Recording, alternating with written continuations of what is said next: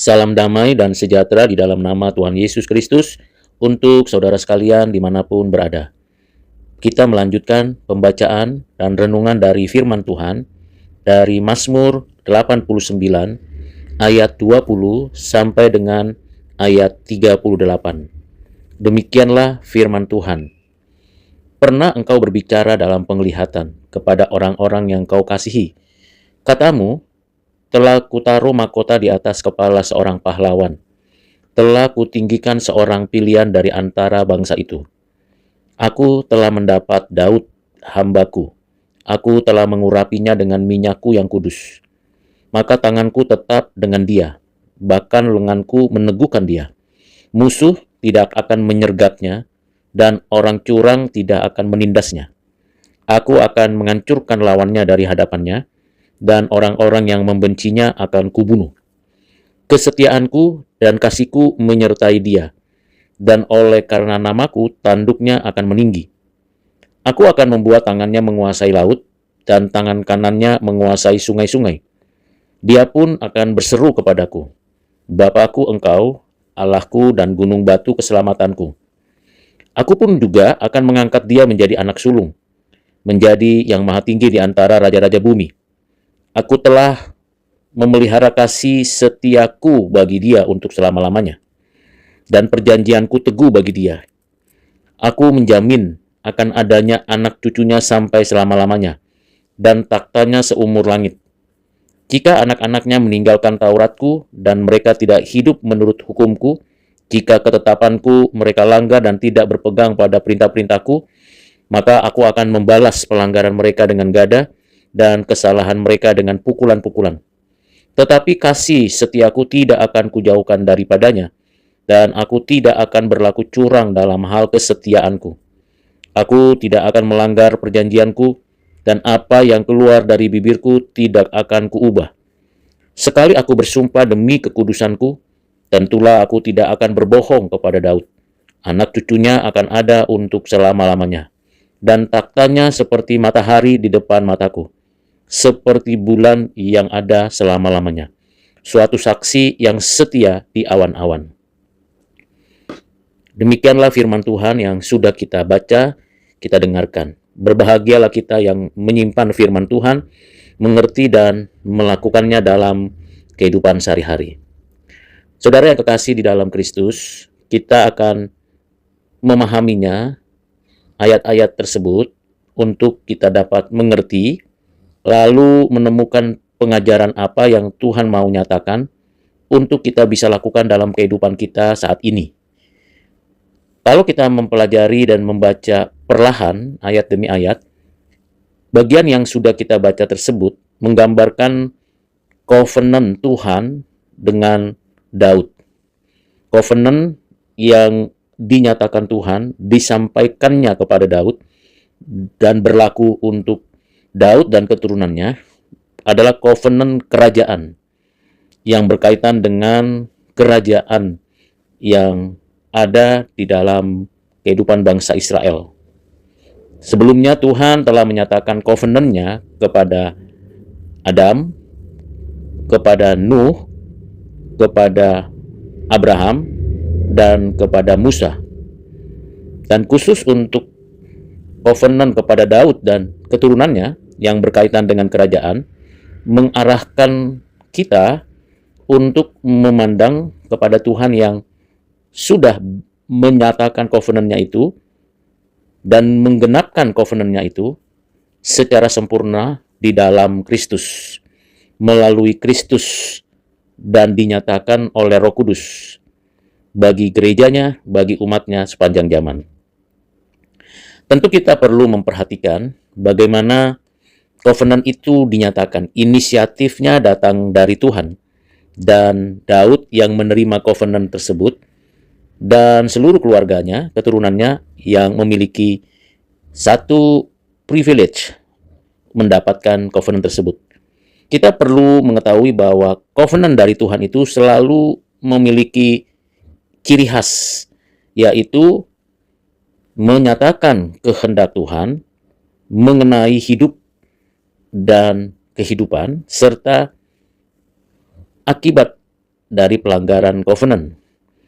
Jikalau penerima covenant dan meyakini ada di dalam satu hubungan covenant dengan Tuhan, maka siapapun yang menaati, mengikuti covenant berdasarkan anugerah, belas kasihan, dan kemurahan hati Tuhan, maka akan dinikmati oleh penerima covenant hidup dan kehidupan yang penuh damai, sejahtera, dan sukacita, dan tentunya pemeliharaan dan pertolongan Tuhan. Mari kita telusuri apa yang sejadinya, kita perhatikan gambarannya.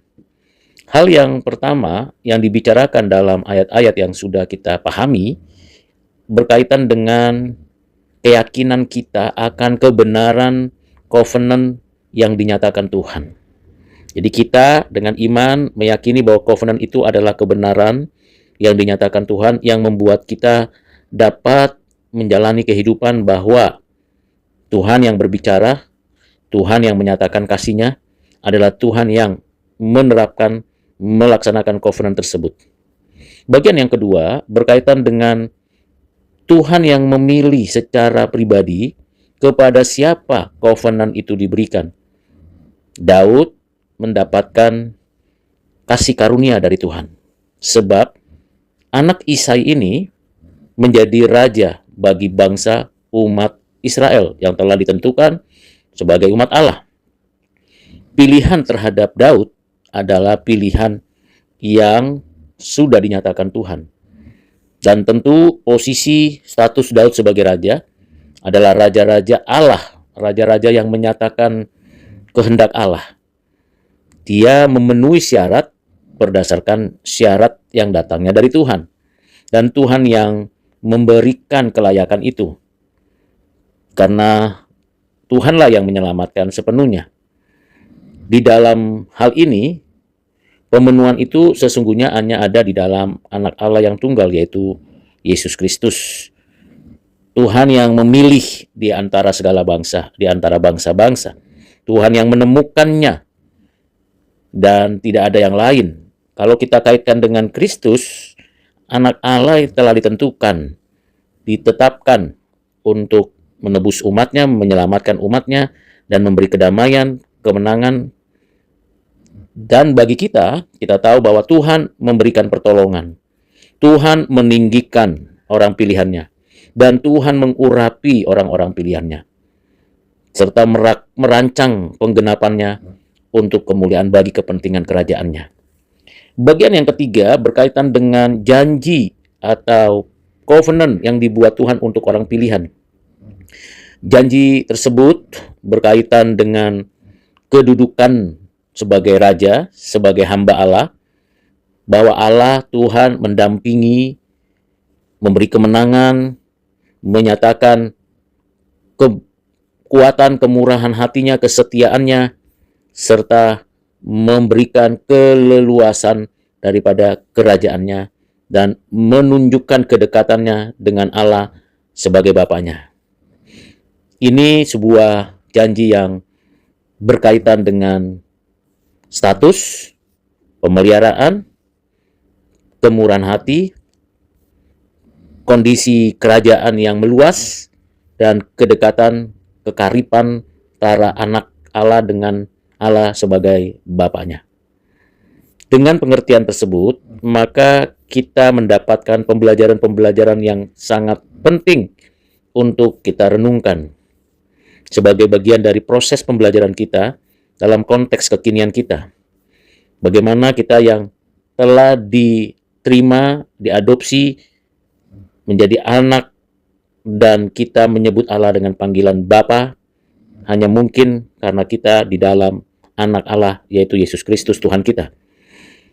Tentunya kita berupaya menerapkan covenant Tuhan kepada Daud itu dalam pengertian bahwa kita tetap memandang kepada Tuhan yang telah memilih kita, menyatakan keadilannya, kedamaiannya, dan kesejahteraannya dimanapun kita berada.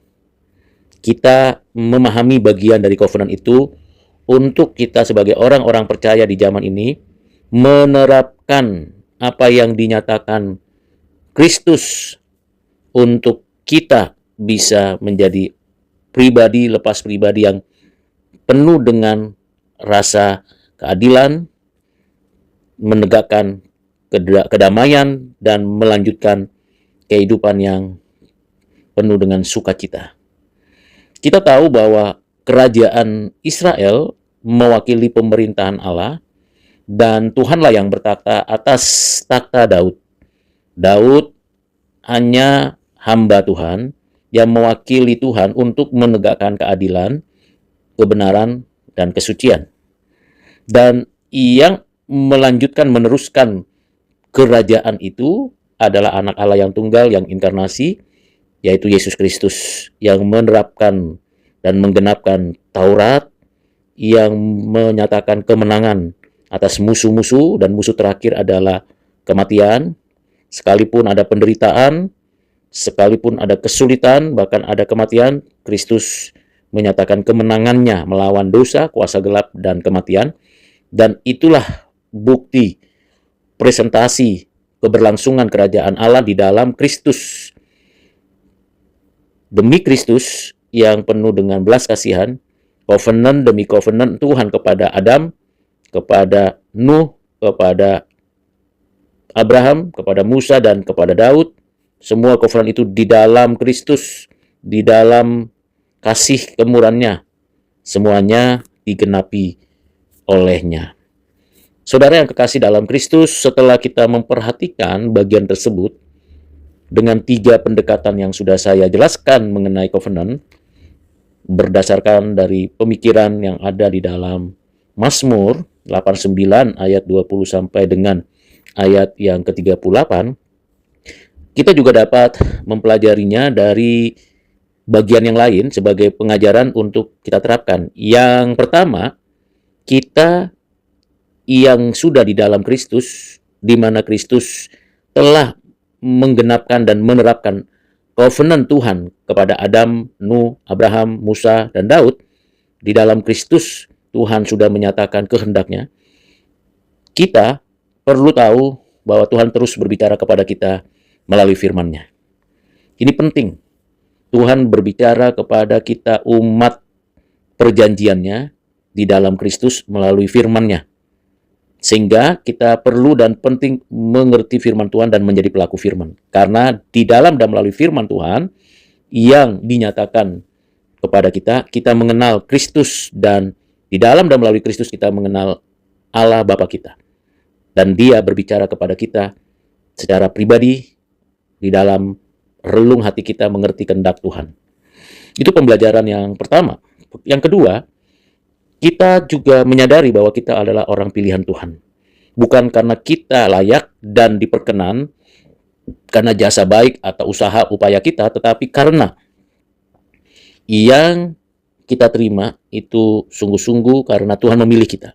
Bukan kita yang memilih Dia, tapi Tuhan yang memilih kita.